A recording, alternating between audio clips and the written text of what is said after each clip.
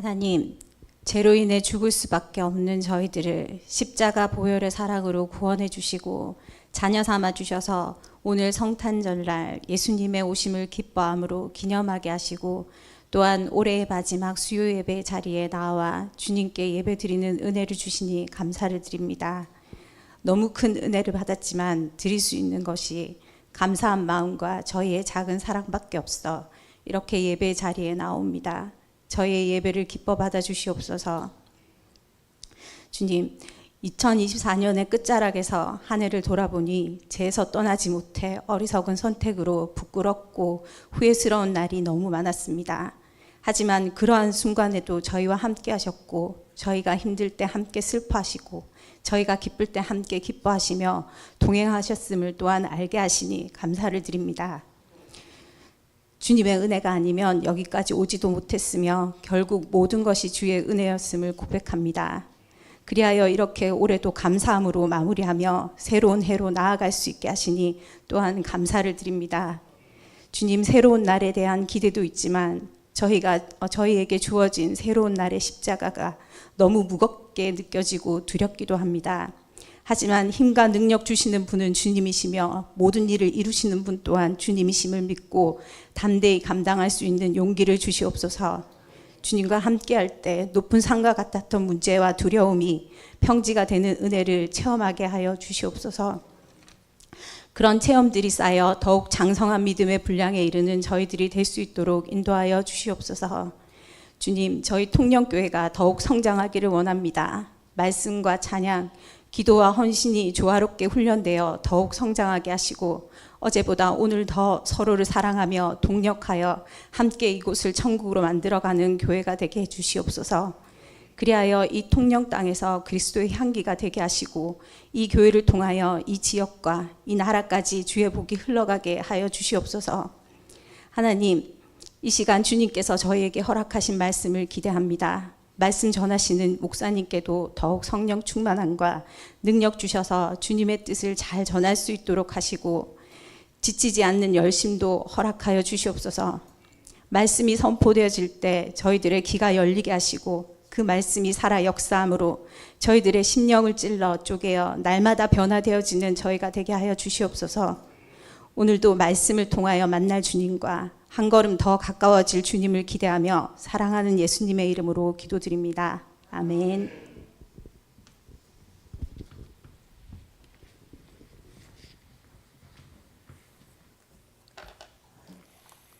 하나님 말씀 신명기 7장 1절에서 11절입니다. 구약성경 272쪽입니다.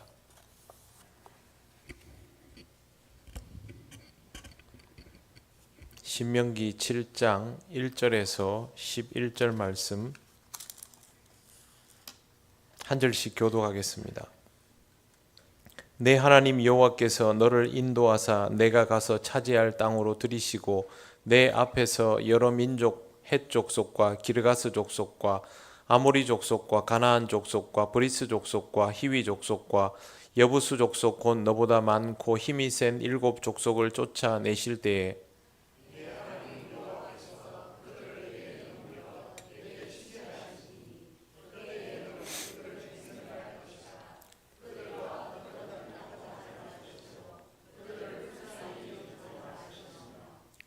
또 그들과 혼인하지도 말지니 내 딸을 그들의 아들에게 주지 말 것이요 그들의 딸도 내 며느리로 삼지 말 것은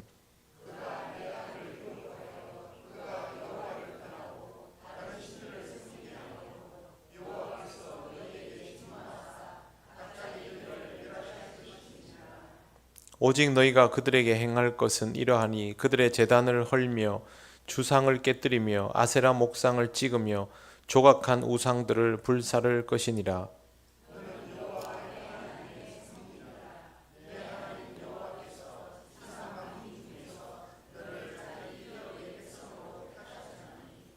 여호와께서 너희를 기뻐하시고 너희를 택하심은 너희가 다른 민족보다 수요가 많기 때문이 아니니라. 너희는 오히려 모든 민족 중에 가장 적으니라.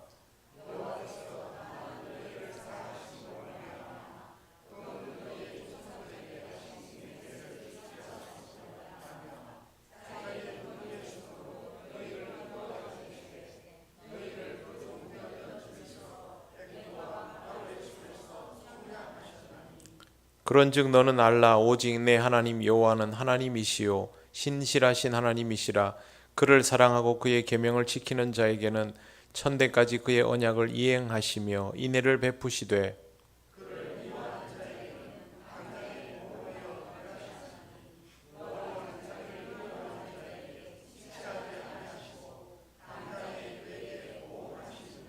같이 읽겠습니다. 그런즉 너는 오늘 내가 내게 명하는 명령과 규례와 법도를 지켜 행할지니라. 아멘. 기도드리겠습니다. 하나님 감사합니다. 오늘 이 시간을 통하여 주시는 신명기 말씀을 함께 묵상하며 우리를 향하신 하나님의 뜻을 보며 또 깨달아 알기 원합니다. 전하고 듣는 우리 모두에게 성령께서 역사하시고 또 인도하시고 깨닫게 하옵소서. 예수님 이름으로 기도드립니다. 아멘. 네, 또 만났네요. 인사하시기 바랍니다.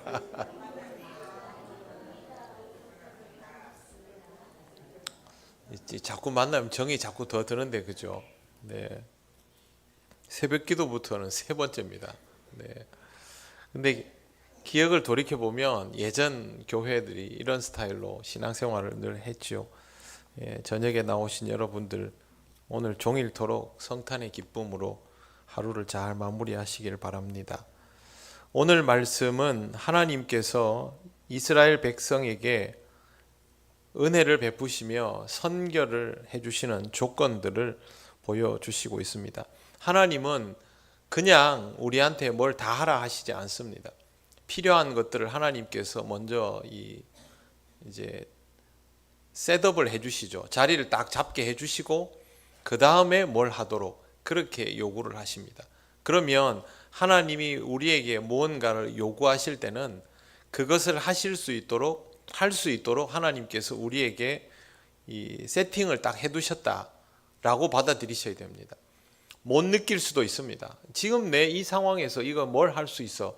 이 정도 조건으로는 그걸 할 수 없어 라고 생각할 수 있는데 하나님께서 우리에게 신앙의 감동을 주시고 무언가를 하도록 부담을 가지게 하시고 요구를 하실 때는 하나님께서 뭔가를 해 놓으신 것입니다. 그렇지 않으면 나에게 하나님의 감동이 그냥 아무 이유도 없이 맨 땅에서 생기지 않습니다. 그래서 하나님께 무언가 요구받음을 느끼신다면 지금 이 세팅이 하나님이 나한테 이걸 하도록 해주신 과정이다, 작업이 돼 있다, 경작돼 있다, 이렇게 받아들이시는 것이 좋습니다. 오늘 본문도 그런 내용입니다. 먼저 1절을 보십시오. 내 하나님 여호와께서 너를 인도하사 내가 가서 차지할 땅으로 들이시고 내 앞에서 여러 민족 하면서 가나안에 있는 7 족속들을 열거를 합니다. 하나님의 선결 조건은 뭐냐 하면요, 하나님께서 이스라엘 백성을 인도하셔서 차지할 땅으로 집어넣으십니다. 그리고 이 백성을 치게 하십니다. 그걸 미리 말씀을 해주시는 것이죠. 그 다음에 2절 내 하나님 여호와께서 그들을 내게 넘겨 내게 치게 하시리니 그때에 너는 그들을 진멸할 것이라. 하나님이 이스라엘로 하여금 가나안에 있는 이 족속들을 치게 하시는데 그러면 뭘 할 수 있다. 그 다음에 해야 될 조건이 진멸하는 것이죠. 그냥 주시지 않습니다.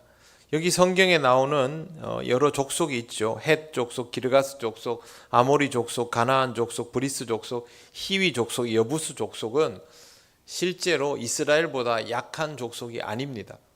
가나안에서 오랫동안 생활하던 이 족속들은 더 선진 문명을 가지고 있는 민족입니다. 그렇기 때문에 이스라엘이 자기들의 역량만으로는 감당이 안 됩니다. 오늘 우리가 읽은 성경 구절 뒷부분에 보면 그런 내용이 나옵니다. 그러나 하나님이 이스라엘로 하여금 그들을 치게 하신다는 것은 일이 다 되도록 한다는 거죠. 하나님이 다윗으로 하여금 골리앗과 맞서게 감동 주셔서 나가게 한다는 것은 하나님께서 골리앗을 그의 손에 붙이신다라는 뜻이죠. 그렇게 받아들이시면 됩니다. 똑같은 그림입니다. 이미 끝난 싸움이고 결말도 정해져 있다라는 것이죠. 중요한 건 하나님이 정말 그 일을 하시느냐, 내가 그 일에 합당하게 순종하느냐, 그게 중요한 것이지 이게 성공할 수 있느냐 실패할 것인가 그거 중요하지 않습니다. 여러분 신앙적일 때 한번 생각해 보십시오. 신앙적으로 컨디션이 좋을 때는요, 하나님께서 우리에게 주시는 감동을 가지고 깊이 고민을 안 합니다. 그때는 하고 봅니다. 절대 그걸 가지고 이게 될까 안 될까, 혹시 실패하면 어떻게 하지, 안 될 것 같은데 안 합니다. 그냥 하나님이 부르시면 나를 부르셨구나, 그럼 나는 그 길로 나아가야지, 그게 끝입니다. 그런데 신앙적인 컨디션이 딱 떨어지면 제일 먼저 하는 게 자로 재는 겁니다. 계속 될까 안 될까, 안 되면 어떻게 하지, 또 다른 방안은 없을까, 그거 얘기하지 않습니다. 하나님은 내가 넘겨줄 테니까 쳐라, 그리고 내가 요구하는 대로 해라 입니다. 거기서 요구하시는 것이 뭐냐 하면 진멸하는 겁니다. 하나님께서 이기게 해주실 거니까 그러면 싹 다 없애라고 말씀하시는 것이죠. 그래서 그들이 멸망할 때에 그들과 어떤 언약도 하지 말고 섞이지도 말고 불쌍히 여기지도 말고 하면서 하나님의 요구 조건을 계속 제시하고 있습니다.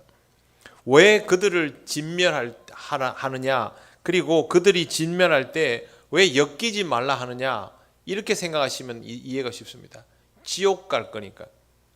사탄은 나중에 어떻게 됩니까? 하나님 나라가 이루게 되면 지옥 가지요. 사탄은 이미 갈 길이 정해져 있습니다. 사탄은 혼자 가기 싫기 때문에 한 명이라도 더 데리고 가려고 합니다.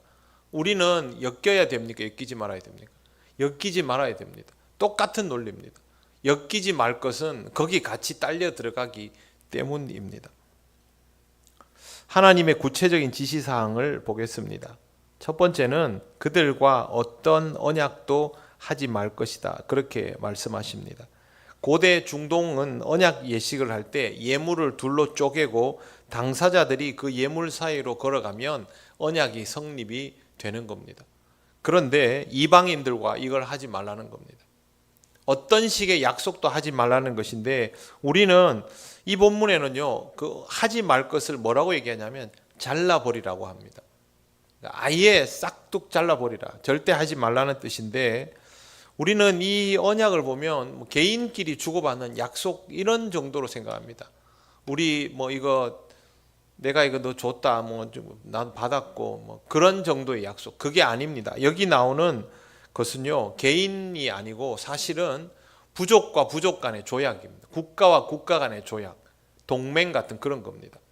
굉장히 무거웠고 민족 전체가 딸려 들어가는 것이죠. 이스라엘이 강한 나라일 때, 강한 민족일 때 약한 민족과 언약을 하게 되면 우위에 있지 않습니까? 그러면 이스라엘의 유리한 조건으로 약속을 할 수 있죠. 그런데 이스라엘이 약한 나라면 어떻게 됩니까? 이스라엘의 요구를 받겠죠. 자기들의 권리도 마음대로 추구하지 못하게 될 것입니다. 일본이 우리를 식민 통치할 때 종교의 자유를 말살했습니다. 그러면 우리 그리스도인들은 그걸 받아들여야 됩니까? 받아들이면 안 됩니까? 안 되죠. 그런데 어떻게 했습니까? 받아들였지 않습니까? 그게 뭡니까? 신사참배죠. 그거 하지 말라는 겁니다. 이게 약속하지 말라는 말이 절대 가벼운 말이 아닙니다. 타협하면 안 될 부분은 타협할 수 없다는 것이죠. 그래서 이런 부분에 대해서 타협할 수 없다면 안 되는 거죠. 우리가 사람들과의 관계성에서 아니면 국가 간에 이런 것에서 서로 양보하고 이해하고 배려하는 일들은 얼마든지 할 수 있습니다. 그러나 신앙적인 부분에 대해서는 내놓을 수가 없는 것이죠. 왜? 그렇게 하면 내 신앙 자체가 무너지기 때문입니다. 실제로 여러분, 한국 기독교 역사에서 신사참배와 신사참배에 이어지는 스토리는요, 한국 교회 전체를 병들게 만들었습니다. 지금은 그 영향 아래 없을까요? 지금도 그 영향 아래 있습니다. 그거 하나가 한국 교회, 지금 우리나라 교회에서 이루어지고 있는 일들 중에 건강하지 못한 많은 요소들이 그때 살아남은 이들을 통하여 전승되어 내려왔습니다. 다는 아니지만 상당히 많은 부분이. 그래서 신사참배가 우리한테는 굉장히 치명적입니다. 그런 일들이 다른 경우에도 얼마든지 일어날 수 있고, 직장 생활에서도 마찬가지입니다. 제가 직장을 다닙니다. 그런데 직장 상사가 저에게 신앙적으로 하지 말아야 될 것들을 요구합니다. 뭐 예전 같으면 뭐 술, 담배 문제일 수도 있겠지만 직장에서 부조리한 부분들을 요구할 때도 있지 않습니까? 그럴 때 그리스도인으로서 어떻게 해야 되는가라는 부분이죠. 그리스도인은 거기서 그 약속을 맺으면 안 된다는 겁니다. 약속이라는 말은 그런 겁니다. 굉장히 어렵습니다. 그냥 나 우상 숭배하는 사람하고 상종 안 하면 되지, 그런 차원이 아닙니다. 여러분 불신자들과 완전히 분리돼서 독립된 상황에 살아갈 수 있습니까?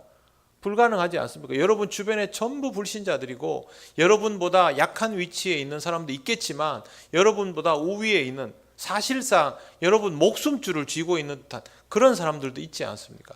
그 사람들 앞에서 내가 신앙의 지조를, 신앙의 절개를 지킬 수 있느냐 없느냐의 문제입니다. 실제로 이스라엘은 가나안에 들어가서 이것에 대한 요구를 계속 받습니다. 그리고 끝내는 못 이깁니다.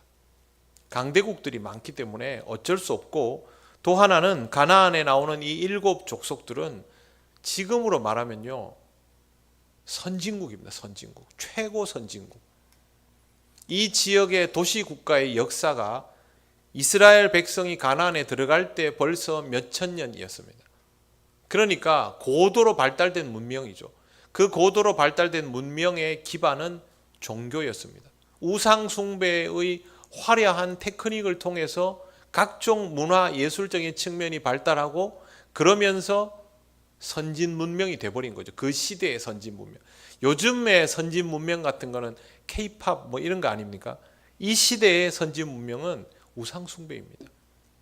그렇기 때문에 이스라엘이 그렇게 된 거죠. 문명은, 힘은 센 쪽이 약한 쪽을 먹지만 문명은 발달한 쪽이 발달하지 못한 쪽을 집어먹습니다. 그렇기 때문에 가나안에 이스라엘이 들어갔을 때도 이스라엘이 가나안에 영향을 준 것이 아니라 문명이 발달한 가나안에 영향을 받았고, 게르만이 독일을 침공했을, 로마를 침공했을 때도 로마를 사실상 다 집어먹고도 게르만은 로마가 되기를 원했습니다. 그래서 만들어진 나라가 신성 로마 제국입니다. 그러니까 이게 문명이라는 것이 그 정도의 위력이 있습니다. 우리가 보기에 우리보다 더 나아 보일 수 있는 것들, 그것과 약조를 맺는 것 자체가 신앙의 치명적인 위협이 될 수 있다는 것. 그래서 민족, 개인 다 포함해서 이런 약속을 굉장히 주의해야 합니다. 내가 약할 때 위협받더라도 신앙적인 부분에 대한 타협은 하지 않아야 한다라는 말씀입니다. 그들을 불쌍히 여기지도 말 것은, 그 다음에 나오는 건요, 그들을 불쌍히 여기지도 말 것인데요, 이스라엘이 강자일 때 약자의 입장에 있는 이방인들을 연민하지 말 것을 말합니다. 이것도 종교적인 의미에서 불쌍히 여기지 말라는 겁니다. 구약시대 백성은 굉장히 단편적입니다. 하나님이 다 죽여 그러면 다 죽였어야 됩니다. 이 사람들은 종교가 모든 것입니다. 현대인과 다릅니다. 종교학적으로 보면 중세 이전 고대인들은 종교가 삶의 모든 영역을 지배합니다. 현대인들은 그렇지 않죠. 종교를 무슨 액세서리처럼 쓰죠. 옛날 사람은 그렇지 않습니다. 종교가 곧 모든 것이기 때문에 이 사람들은 그 우상을 못 벗어납니다. 여러분, 우리 그 21세기에도 그 샤머니즘에 심취한 사람들 보시면 하루 생활이 다 샤머니즘입니다. 별거 아닌 것 같죠. 그 사람들은, 제가 그 부동산 하시는 분에게 그 한번 이렇게 찾아간 적이 있습니다. 집을 구하려고 간 게 아니고요. 제가 아는 분이라서 가끔씩 얼굴을 비추고 인사를 하고 전도를 하려고 찾아갔는데, 달력에 보니까 달력에 트럭 그림이 계속 있더라고요. 그래서 저 트럭, 왜 숫자마다 트럭 그림이 있을까? 처음에는 얘기를 하다 말고 계속 그걸 보면서 왜 달력에 트럭 그림이 있을까? 트럭 그림 왜 있는지 아십니까? 그 무슨 날? 이사하기 좋은 날. 손 없는 날. 네. 그게 트럭 그림이 있어요. 일상인 거죠, 일상. 그래서 그 사람들은 문 열고 들어가면 뭐 어디 부거가 걸려 있고, 저쪽에는 부적이 붙어 있고, 지갑에도 부적이 들어 있고, 어떤 날은 이쪽을 보고 밥을 안 먹고, 어떤 날은 뭘 하고. 안 그렇습니까? 통영이 오래전에 몇십 년 전에는 보름인가 한 달 동안 그 정초가 되면 제사를 지냈다고 들었습니다. 그래서 오늘 우리 교회에 찾아오신 분이 크리스천인데 시인인데 그분이 저한테 하는 얘기가 그때는 우리는 밥이 먹을 게 없어가지고 배를 쫄쫄 굶고 있는데 온 마을 어른들이 나가가지고 그 고사를 지내는 걸 볼 때마다 분노가 치밀어 올랐다고 그 얘기하는 걸 제가 들었습니다. 샤머니즘이 그렇게 무섭습니다. 그 샤머니즘이 뭐냐 하면 종교심입니다. 그러니 몇천 년 전 사람들은 어떻게 했습니까? 이 사람들을 불쌍히 여길 수 있는 마음이 당연히 있죠. 그런데 그들의 종교심이 전부이기 때문에 하나님께서는 이렇게 극단적인 방법으로 가르치시는 것입니다. 타 종교인들과 결혼하게 됐을 때 다문화 가정 사람들이 특히 저 이슬람이나 힌두 교도들 보시면요, 그분들 개종 안 합니다. 결국에는 남자가 잘 알지도 못하는 대상을 숭배하게 됩니다. 그래서 타협할 수 없는 부분이고 그렇게 하면 내 신앙이 녹아내린다는 것이죠. 내 신앙에 우리는 이걸 가지고 어떻게 적용해야 되냐 하면요, 내 신앙에 있어서 샤머니즘적인 기복신앙적인 잔재들을 자꾸 치워내셔야 됩니다. 우리 개인에게 있어서 그리스도인은 절대 그러면 안 됩니다. 한국 사람들은 그런 성향이 다분합니다. 교회를 다니면서도 기복신앙적인 요소를 가지고 있고 주술적인 것에 관심을 가집니다. 교회 다니는 사람이 왜 점집을 갈까요? 왜 그 토정비결 이런 걸 할까요? 그런 충동이 너무 크기 때문에 그렇습니다. 자기도 모르게 텔레비전에 누가 나와가지고 막 뭐 무당이나 점쟁이가 나와서 막 이렇게 이런 걸 했다 이러면 자기도 모르게 막 귀가 솔깃해가지고요 복음을 그렇게 들어야 됩니다. 그래서 하나님이 싹을 자르시는 겁니다. 기독교적이지 않은 생각을 하지 않도록 하시고 기독교적인 생각에 집중하셔야 됩니다. 세 번째, 그들과 혼인하지 말 것. 여기는 내 딸을 그들의 아들에게 주지 말고 그들의 딸도 내 며느리로 삼지 말 것이라고 되어 있습니다. 이걸 보고 불신자와 결혼하지 말아야 된다라고 주장하는 사람들이 있는데 그가 잘못된 생각입니다. 이 부분에 대해서는 제가 이렇게 설명드리겠습니다. 구약 시대와 신약 시대는 다릅니다. 구약 시대는 복음에 대하여 능동적인 시대가 아닙니다. 수동적인 시대입니다. 수비대형입니다. 하나님께서 이스라엘 백성을 다루시는 것을 보십시오. 가두어 놓습니다. 하나님의 품 안에 가두어 놓고 훼손되지 않도록 지켜내십니다. 그래서 구약 이스라엘 백성은 하나님께서 사실상 분리주의적인 정책을 쓰시죠. 그런데 예수 그리스도께서 오시고 나서부터는 어떻게 됩니까? 수비가 아니고 공격입니다. 능동형입니다. 복음을 가지고 유대인, 이방인 가릴 것 없이 자유자나 종이나 할 것 없이 남자나 여자나 할 것 없이 닥치는 대로 복음을 전하라 하십니다. 수비가 아니죠. 이제는 울타리를 치고 우리끼리만 절대 할 수 없는 겁니다. 그렇기 때문에 이걸 보면서 믿는 사람은 믿는 사람하고만 결혼해야 돼 라고 말할 수 없습니다. 그거는 아주 편협된 생각입니다.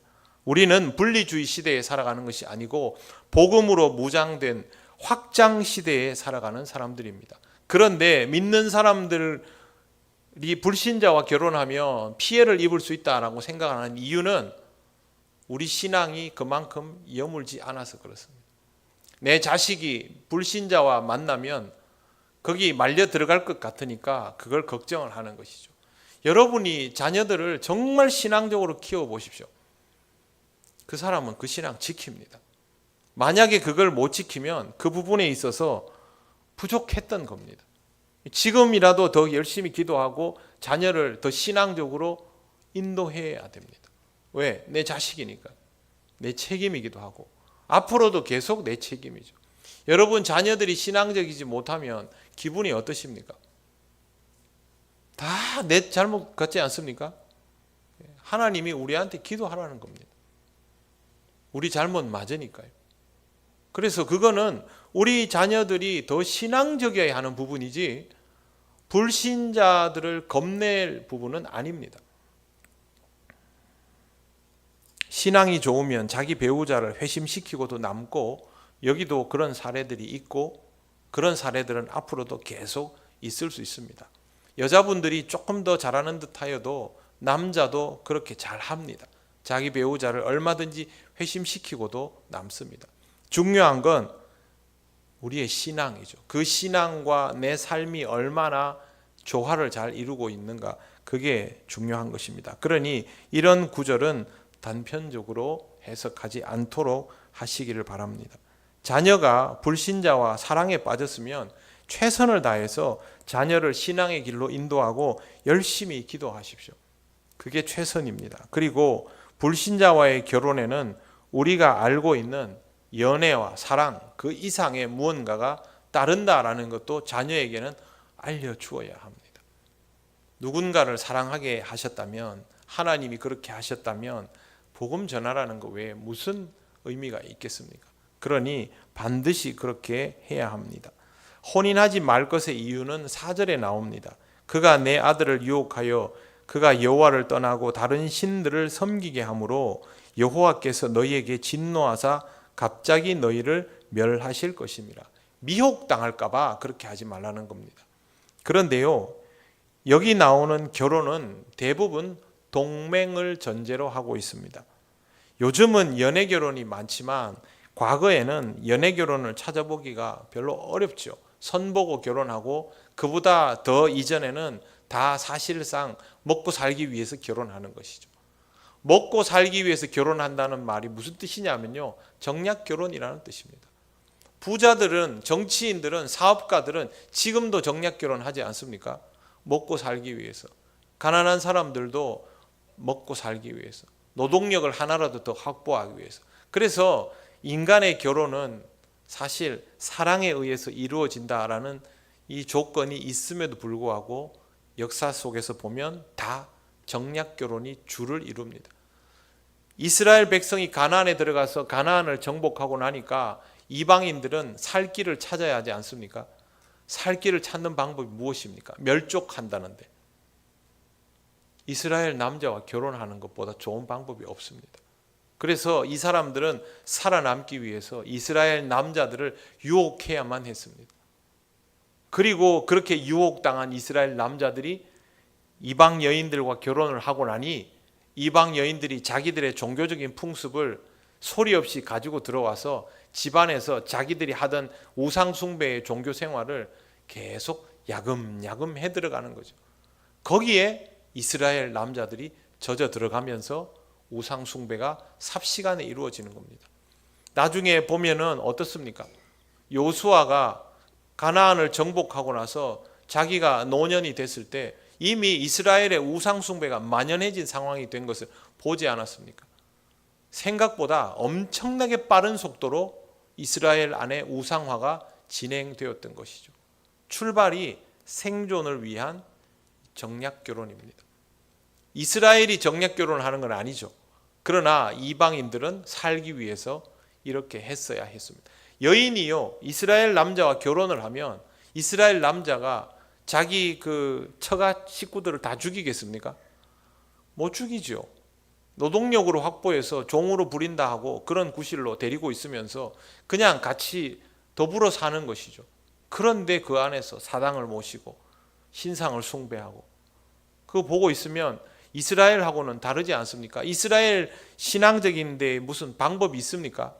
절차도 별로 없잖아요. 이스라엘은 숭배하는 대상도 없잖아요. 보이지도 않는 하나님인데 너거는 누구를 믿느냐? 우리는 하나님을 믿는다. 하나님 못 봤다. 하나님 어떻게 생겼냐? 나는 모른다. 본 적도 없다. 그냥 모세를 통해서 받았을 뿐이다. 우리는 이런 신을 믿는다. 이러고 바알상, 아세라상 다 갖다 놓으면 미혹당하는 겁니다. 그래서 유혹당하지 말라는 의미에서 그렇게 하는 겁니다. 신앙적으로 유혹당하지 말아야 합니다. 내 아들을 유혹하여는 바로 이런 의미입니다. 우리는 신앙생활 하면서 이런 것들에 미혹당하지 않도록 각별히 주의할 필요가 있습니다. 교회에서 신앙으로 자란 사람이 자기 배우자가 가진 종교로 귀의해버리는 그런 사례들이 왕왕 있습니다. 아내가 무신론자여서 자기도 교회 안 나가는 그런 케이스들도 있습니다. 이렇게 되지 않도록 우리가 살피고 기도할 필요가 있는 것이죠. 사실 그리스도인은 자기 가족을 믿음의 길로 인도해야 되는데 이 전세가 역전돼 버리는 것이죠. 유대인들이 이방인들을 받아들였을 때 이스라엘 사람들이 그 사람들에게 복음을 전할 수 있다면 얼마나 좋겠습니까? 예수님 만났다면 그렇게 했겠죠. 그러나 아직도 신앙이 어리고 약한 이스라엘은 그 정도 수준이 안 되었습니다. 그래서 하나님께서 원천 봉쇄를 하셨는데 이스라엘이 말을 듣지 않아 결국 그것 때문에 패가 망신하게 되었던 것이죠. 우리는 이것을 교훈 삼아야 합니다. 그 다음에 오직 너희가 그들에게 행할 것은 하면서 이제 하나님께서 이스라엘 백성이 해야 할 것들을 가르쳐 주십니다. 5절 말씀입니다. 5절 말씀 같이 한번 읽겠습니다. 오직 너희가 그들에게 행할 것은 이러하니 그들의 제단을 헐며 주상을 깨뜨리며 아세라 목상을 찍으며 조각한 우상들을 불사를 것이니라. 아멘. 제단을 헐고 주상을 깨뜨리고 목상을 찍고 우상을 불사른다는 말은 우상 숭배의 조건이 될 수 있는 것들을 다 제거하라는 겁니다. 그게 지금은 눈에 보이는 것들이지 않습니까? 그런데 눈에 보이지 않는 조건들도 있습니다. 우리가 이걸 보면서 우리 옆에는 우상이 없구나라고 생각하면 안 되고요. 우리는 보이지 않는 우상들을 제거해 나가야 됩니다. 여러분 혹시 나 자신에게 있는 우상이 무엇인지를 아십니까? 이걸 찾으셔야 됩니다. 이걸 찾아야 제거할 수 있지 못 찾으면 제거하지 못합니다. 우리 내면에 도사리고 있는 우상이 있습니다. 우리에게 있어서 풍요를 바라는 그 심리 속에 바알과 아세라의 우상이 있습니다. 목상이 있을 수 있습니다. 욕심의 우상이 있을 수 있습니다. 무언가에 집착할 수 있습니다. 자기 자신이 우상이 될 수도 있습니다. 이런 것들을 제거해 나가야 하는 것이죠. 하나님은 왜 이렇게 우상을 근절하게 하실까요? 첫째는 가짜이기 때문입니다. 가짜에게 우리의 모든 것들을 소비할 필요는 없지요. 그리고 6절 보십시오. 6절만 같이 읽겠습니다. 시작. 너는 여호와 내 하나님의 성민이라. 내 하나님 여호와께서 지상 만민 중에서 너를 자기 기업의 백성으로 택하셨나니. 아멘. 하나님이 우리를 선택했기 때문입니다. 우리를 거룩한 백성으로 삼으셨기 때문입니다. 부모가 자식에게 내 자식, 내 새끼 이렇게 하는 건 좋은 것이죠. 여러분 자기 자식에게 관심을 가지고 훈육을 하고 지도를 하고 보살피고 그거는 자식이니까 하는 거 아닙니까? 하나님이 왜 우리 인생에 간섭하십니까? 불신자들은 그냥 내버려 두시는데 왜 우리가 뭐 좀 잘못하면 왜 우리를 뭐라 합니까? 자식이니까요. 다른 사람들은 막 살아도 아무 일 없죠. 여러분 막 살면 어떻습니까? 바로 이게 신호가 오죠. 왜 그렇습니까? 우리는 하나님의 성민이거든요. 하나님이 손대는 사람입니다. 하나님이 원하는 대로 이끌고 싶어하는 사람입니다. 그래서 내버려 두지 않는 겁니다. 그래서 우리 인생에 신앙적이지 못할 때 불편하고 어려운 일이 생기는 것은 나쁜 일이 아닙니다. 나로 하여금 하나님의 자녀임을 깨닫게 하는 일이고 내가 하나님을 향해 다시 나아갈 수 있게 되는 일이고 다행히도 우리는 이걸 모르지 않아서 그런 일이 생기면 어떻게 합니까? 하나님께로 나옵니다. 하나님의 백성이라서 하나님의 성민이라서 그렇게 살아가게 됩니다. 이스라엘이 다른 민족과 같은 길을 절대 갈 수 없는 이유 하나님의 성민이기 때문입니다. 사랑하는 성도 여러분, 여러분은 하나님의 백성입니다. 하나님이 간섭하십니다. 개입하실 뿐만 아니라 인도하시고 말 안 들으면 이끌고도 가십니다. 깨뜨려서라도 다시 만드시는 분이 하나님이십니다. 그러므로 하나님의 백성됨을 당연하게 받아들이고 하나님의 이 조건들을 기억하면서 신앙으로 살아가시기 바랍니다. 기도드리겠습니다. 오늘은 하나님께서 그 일을 먼저 이루시며 그 일에 대하여 요구하시는 조건들에 대해서 함께 묵상하였습니다.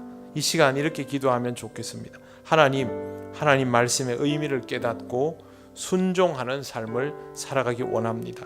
우리가 하나님의 백성임을 감사하게 받아들이게 하시고 믿음으로 이 길을 가게 하옵소서. 다 같이 기도드리겠습니다. 하나님 아버지, 은혜를 감사합니다. 우리를 위하여 이 역사를 이루시고 그 역사 안에서 우리를 연단하게 하시고 믿음으로 성장하게 하심을 감사를 드립니다. 다 깨닫지 못할지라도 그것이 하나님의 은혜이고 우리를 향한 사랑임을 잊지 않게 하시고 하나님이 이루어 가시는 역사와 하나님이 우리에게 요구하시는 것들에 대하여 순종하며 받아들일 수 있기를 원하오니 성령 하나님, 다시 한번 우리를 이렇게 세우시고 하나님이 원하시는 그 길로 나아갈 수 있도록 인도하여 주시옵소서.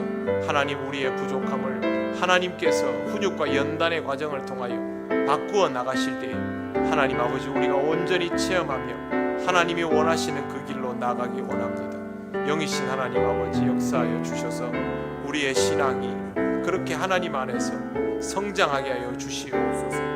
하나님께 맞추어지며 훈련받음을 기쁘게 여기고 하나님이 기뻐하시는 그 길로 나아가게 하셔서 하나님의 자녀인 것을 마음껏 느끼게 하시고 자녀다운 삶으로 나아가게 하여 주옵소서. 하나님, 우리가 이 시대를 살아가는 것을 불편히 여기지 않게 하시고 이 시대 속에서 하나님의 메시지를 받으며 은혜로 깨닫게 하옵소서.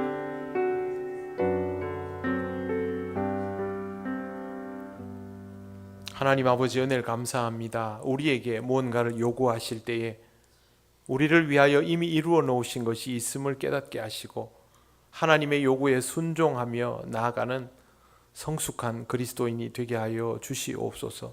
하나님의 요구가 우리에게 불편함이 되어 그 자리에서 굳어지지 않게 하시고 하나님의 요구에 적응하며 그 요구에 적응함을 통하여 믿음의 백성으로, 거룩한 백성으로 살아갈 수 있도록 인도하여 주시옵소서. 감사드리며 예수님 이름으로 기도드립니다. 아멘.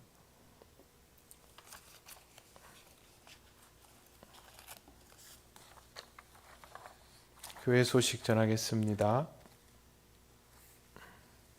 이제 다가오는 주일은 송년주일로 올해 마지막 주일 예배를 드리게 됩니다. 한 해를 잘 마무리하시고 하나님 앞에서 한 해에 대한 묵상을 부족함 없이 하시기를 바랍니다.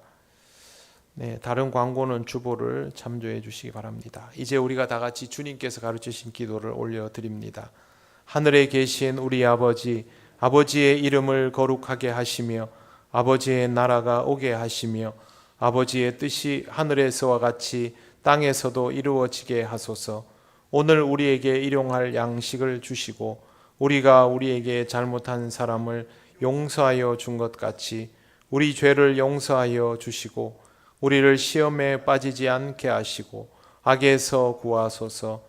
나라와 권능과 영광이 영원히 아버지의 것입니다. 아멘.